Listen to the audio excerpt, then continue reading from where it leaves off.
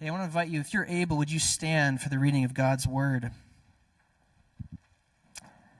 Isaiah chapter 6 is our teaching text today, verses 1 through 8. It says this: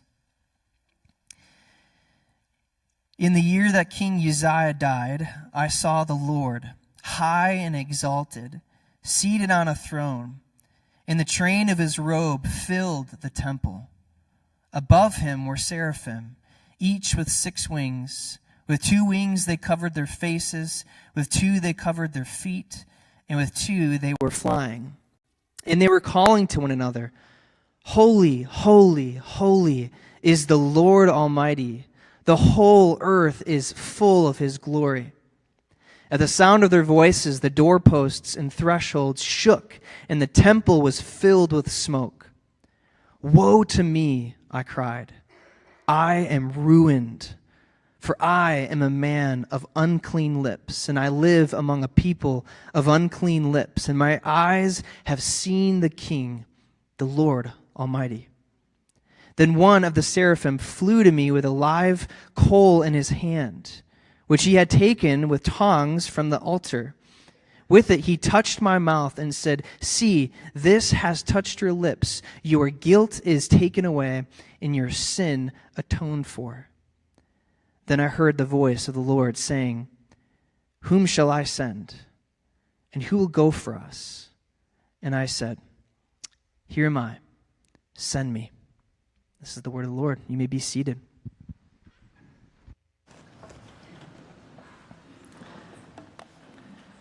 Well, this morning we are continuing our series, actually concluding our series, Respond, where we have been looking at this idea of we as a church, we want to be a people who are not just hearers of God's word, but also doers, that when we hear God's voice in our lives, we would be a people quick to respond and do the thing that God is calling us to do.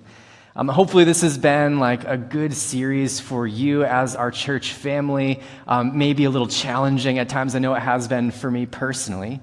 And I think what's been cool to see is how relatable a lot of these figures in Scripture can be to our own experiences, right? As we look at the lives of these people from an ancient context, their hearts are not so dissimilar from our own. I'm thinking about our time last week when we looked at the story of Moses and his calling. And what we find in Moses is that he is quite the reluctant figure, right? And God is asking him over and over again, reassuring him over and over again that he's going to be with him and the thing that God's called him to do. And what we find is after all of this reassurance, Moses concludes with this statement of, God, please send someone else, right? And so we looked at how we need to make sure that we're not reluctant in our own hearts before the Lord, because we don't want to find ourselves in the anger of the Lord just like Moses found. And yet we found in that moment that even in God's anger, there's mercy for us that equips us continually to do the thing that God has called us to do. But today what we want to look at is if Moses was this figure saying, send someone else, and oftentimes our heart can be that way, how can we move our hearts instead to have a disposition of send me, right? To go from send someone else to send me is a really important shift for our hearts as the church. And honestly, this is more than just a good idea or a good theme to preach on. This is actually a really important thing for us as the church to grab a hold of in our current cultural moment. A few years ago, I think it was 2022, Pew Research looked at the landscape of Christianity. And what they found is they're tracking the trends of faith, is that there is a rapid shift happening in the Christian faith in our country. And what they said was there is a trajectory of irreversible decline in the Christian faith in America. And barring a move of God, this trend is irreversible for our country.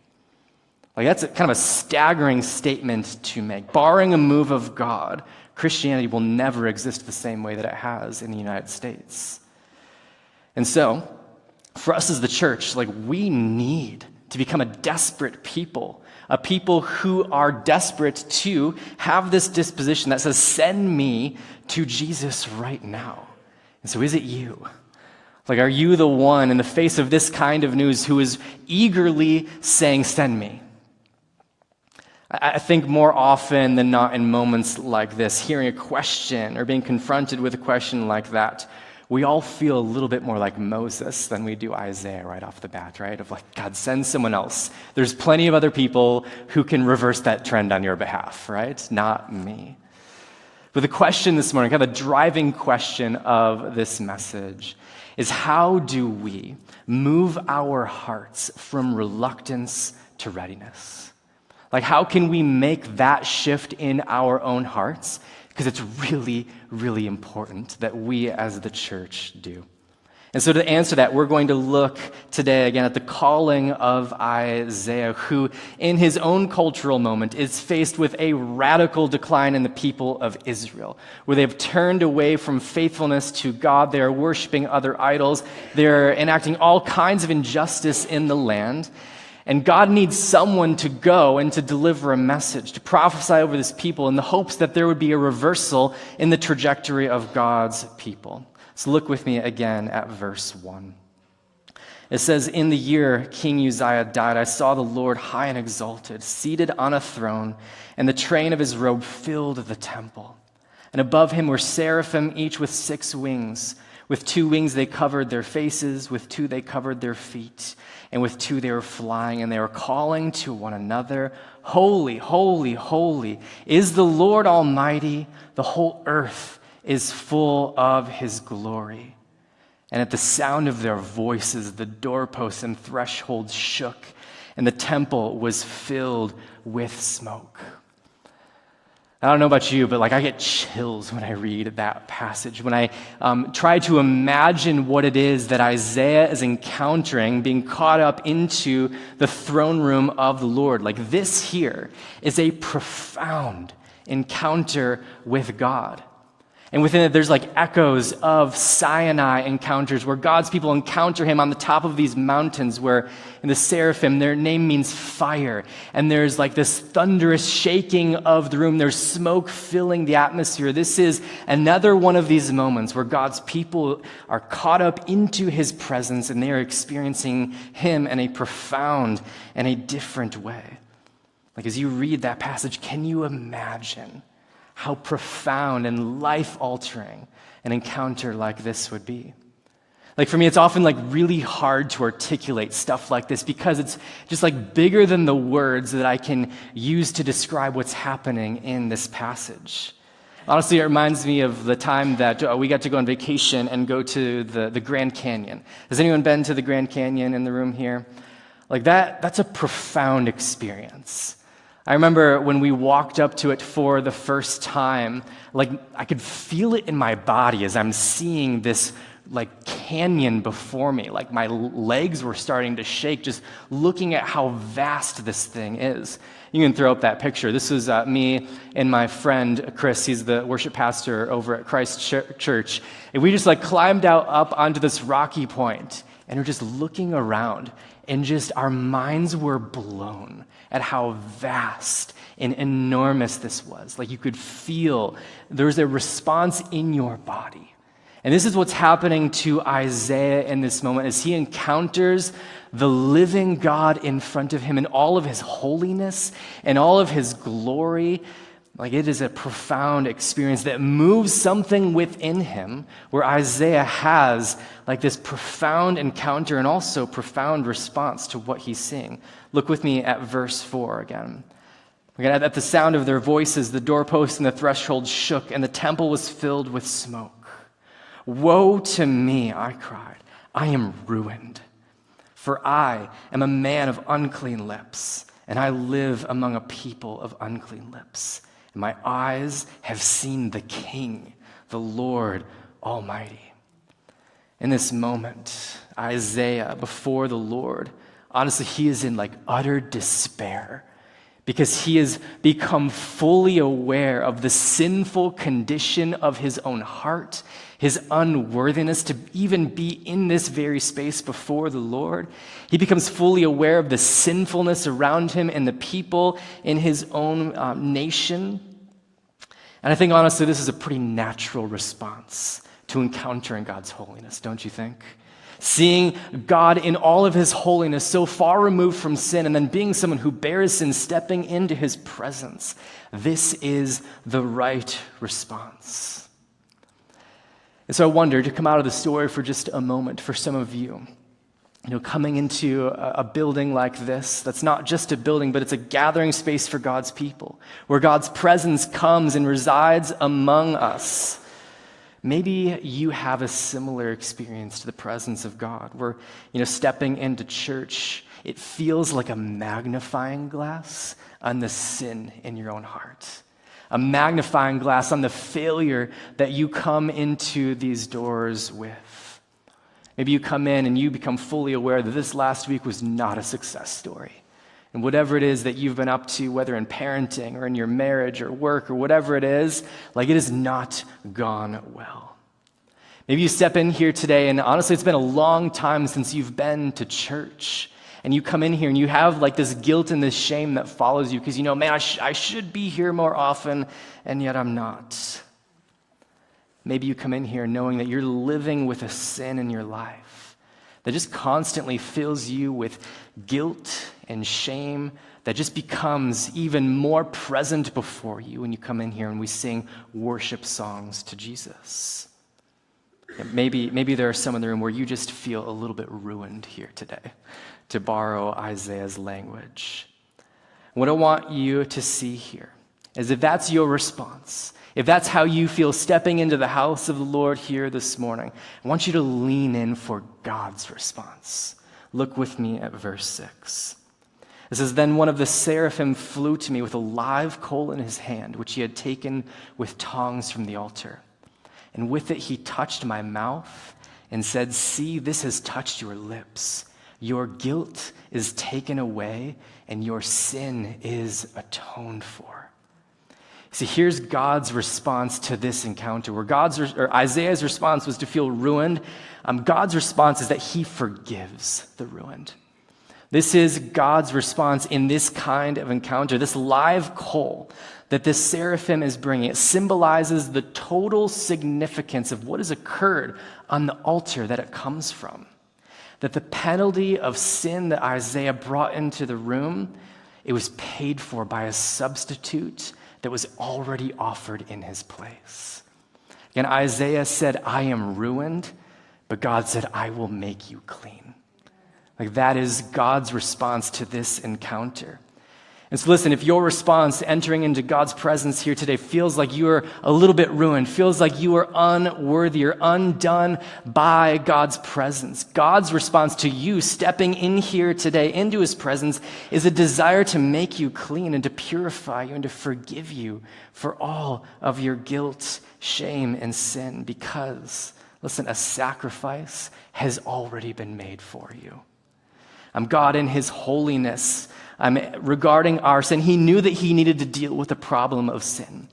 But instead of getting rid of us, he sent his son Jesus to be a sacrifice for our sin, our guilt, and our shame so that we could be forgiven, so that encounters between us and God could happen without the barrier of sin. And so listen, some of you today who come in ruined, you need to realize that God is here before you offering forgiveness and purification and to be made clean because of the sacrifice that has already been made in your place, the sacrifice of Jesus. And I think some of you in here, you need to take advantage of this exchange, that God is longing to make you clean. And I think others of us, we need to be reminded of this reality, do we not? Reminded that this is what God has offered and made available to us. He has exchanged your guilt and your shame, and he has given you in its place freedom and belonging and the opportunity to encounter him on a regular basis. And I say all this is really important. This isn't just the gospel for the sake of the gospel. Here's why this matters for us today. It's because forgiven people should be eager people. right? Forgiven people should be eager people to join Jesus in whatever it is that he's doing.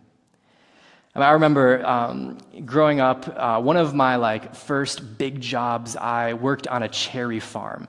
And going through this next slide, my job the first year that I did this was to drive this cherry bus. I was 16, almost 17, and I worked night shifts. We worked from 5:30 p.m. to 7 a.m. the next morning, 6 days a week. It was the worst job I ever had. I made $8.50 an hour too. It was terrible. And my job was to take this truck and to drive bins of water out to the orchard, and then the farmers would fill up the bins with cherries, and I'd take them back to the plant, and just over and over again, just driving back and forth all night long. I don't know how they let a 16-year-old do this. It's wild. No offense to the 16-year-old drivers in the room. But I remember one night I was parked on the side of the road next to an orchard. Sometimes there's, on the side of the road, there's a ditch or a culvert. And it was dark out, and I remember parking there, and then I needed to back out. And I remember backing out and feeling my back tire just drop down into this ditch, and I slammed on the brake, pulled the e-brake. It was this moment where I'm sitting in the driver's seat, looking out the door to the side and looking at the ground right there. And I was like, oh no, I am stuck. I'm going to dump all of these cherries out. And I remember in that moment, my crew boss came up. And to be honest, didn't really like my crew boss a whole lot. He wasn't a fan of me, I wasn't a fan of him, but he also realized that he was responsible for this crew, and if I tipped over this whole truck, he was gonna be in a lot of trouble.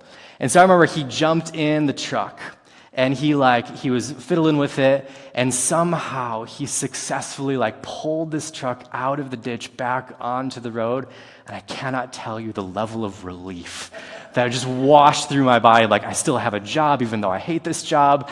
And honestly, from that time forward, things are different between me and Josh, my crew boss, because he rescued me from a lot in that moment. I remember going about that shift afterward, just feeling light as a feather, because the consequence was removed from me.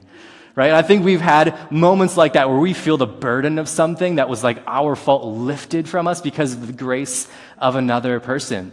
And it changes the dynamic between us and whoever it was that released us from that burden or consequence, whatever it might be.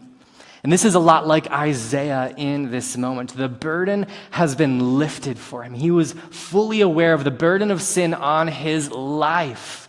But then he was forgiven and he was made clean. He was released from it and made free.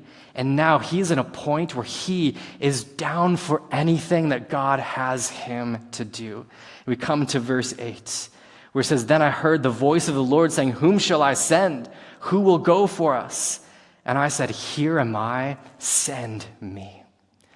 I don't know if you spend a lot of time with people who have been recently saved or they've recently given their life to Jesus. There is just an excitement and an energy that matches this because they are fully aware of their forgiven state. They know what it feels like recently to have the burden of sin on their shoulders, and they know now what it feels like to live life without that burden. And man, they are just excited and down for anything that God might have them to do because of God's grace.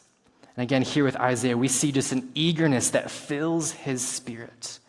And I think as we look back on the biblical characters that we have studied so far, whether it's Gideon or Moses, or honestly, you could go down the list of people that God has called. Most of those people have been drafted.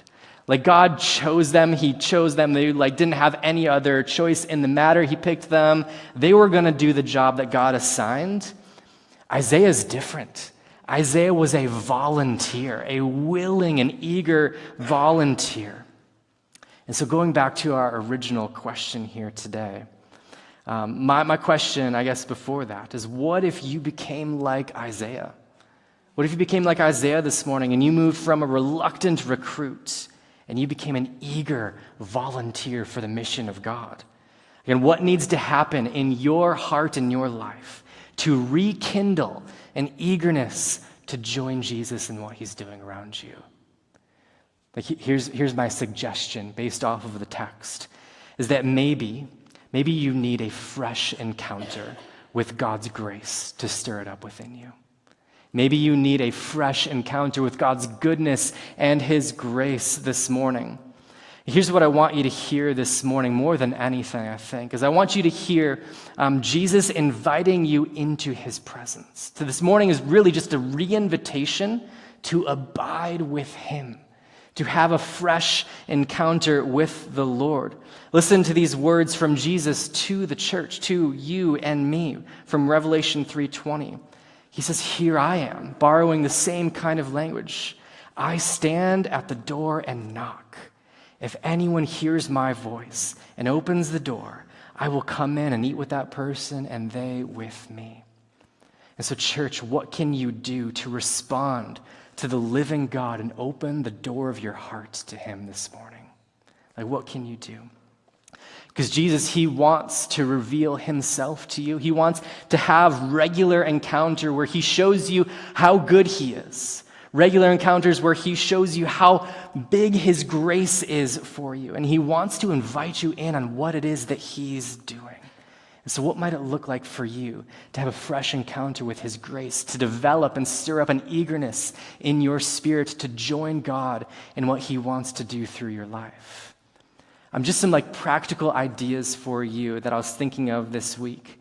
One is just to set aside time in life in your week for worship. Even this worship this morning felt like an encounter with God, did it not? And I think oftentimes when we go from Sunday having worshiped the Lord, we feel a little bit more eager to do the thing that God's calling us to do. And maybe it just fades as Monday, Tuesday, Wednesday, Thursday rolls around. And so maybe you need to carve into your life regular opportunities to worship the Lord. Maybe for you, this is simply just a re-invitation to prayer. Prayer that begins your day where you are beginning your day in the presence of the Lord, to be with him, to encounter him and his goodness and grace for you. Maybe in that prayer time, there is something in your life where you need to come and repent before him, that you need to lay your sin before him, that you might receive forgiveness for him. And in so doing, in being forgiven, have this fresh encounter of his grace. Listen, it's not about doing things for the sake of performance.